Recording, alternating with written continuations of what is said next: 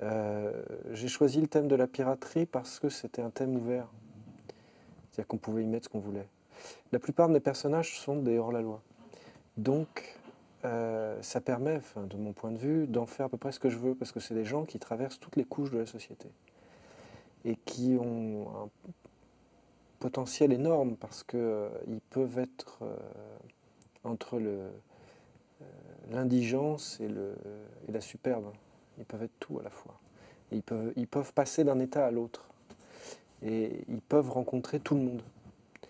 Ils peuvent être confrontés à tous les types de personnages. J'avais ce rapport de fascination au bateau. Je voulais faire au départ une bande dessinée donc avec ce thème de la piraterie qui était très ouvert parce que ça permet beaucoup d'invention. Je me suis documenté, mais on s'aperçoit que la documentation laisse part à beaucoup d'imaginaire parce qu'on n'a pas...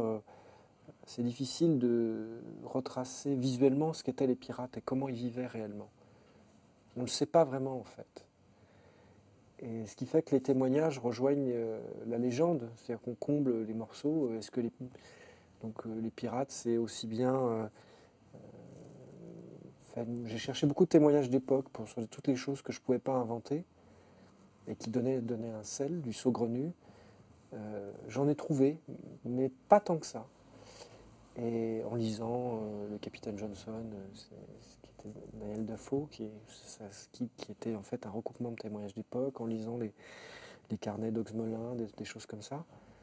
C'est assez ancien, je m'en souviens plus bien maintenant, parce que c'est des choses que j'ai fait il y a plus de 10 ans. Et, et puis l'imaginaire un peu clinquant du cinéma et de la littérature enfantine. Alors peut-être que mes personnages ont l'air de se laisser emporter par un flot, mais en fait c'est beaucoup plus ambigu que ça. C'est pas du tout c'est des personnages très volontaires, contrairement à ce qu'on pourrait croire. C'est-à-dire que c'est des personnages qui ont une énorme capacité de résistance physique et mentale, mais qui sont incroyablement torturés. C'est-à-dire que ils cherchent en fait cet abandon quelque part. Ils sont, euh, ils sont animés par une ambition. Ils sont aussi beaucoup commandés par leurs émotions et leurs pulsions. Et il y a un aller-retour constant entre le fait de se laisser entraîner par ces émotions et en même temps de résister. Ce sont toujours les personnages qui survivent. Isaac est le seul qui survit.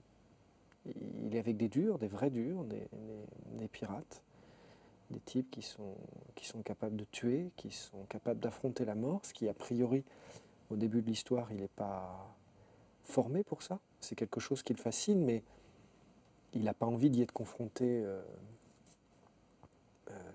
de manière concrète. Et finalement, c'est le seul à survivre.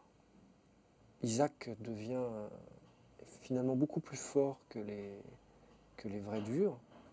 Et il continue son chemin, parce que maintenant, il est plus pirate, il est devenu gangster, d'une certaine manière. Enfin, il fraye avec, après les pirates, il fraye avec les voleurs, les, les cambrioleurs, les bandits de la nuit à Paris. C'est un autre milieu avec d'autres codes que celui des pirates. Et finalement, même dans ce milieu-là, enfin, on le voit, on le verra sans doute après dans l'album suivant, euh, il est toujours dans un processus où finalement, euh, il a l'air de suivre, mais finalement, ce sont les gens qui finissent par le suivre, ce sont les autres qui le suivent. Et dans tous les domaines. Et encore une fois, il traverse toutes les couches de la société. Il se trouve un acolyte qui est un dur, qui est Jacques, et Jacques est fasciné par Isaac. Peut-être même beaucoup plus que Isaac n'est fasciné par Jacques. Alors que le dur, le pirate, le tueur, c'est Jacques.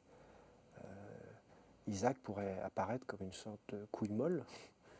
C'est un personnage effectivement qui est pas un dur à l'origine. C'est un artiste, une grande gueule, c'est un type qui a un ego très fort mais qui est pas capable de faire le coup de poing. Mais finalement il s'en tire. Il a une capacité à la survie, à l'adaptation et à finalement suivre le fil de ses volontés, même si ça emprunte un chemin tortueux. Je crois qu'il finit par y arriver.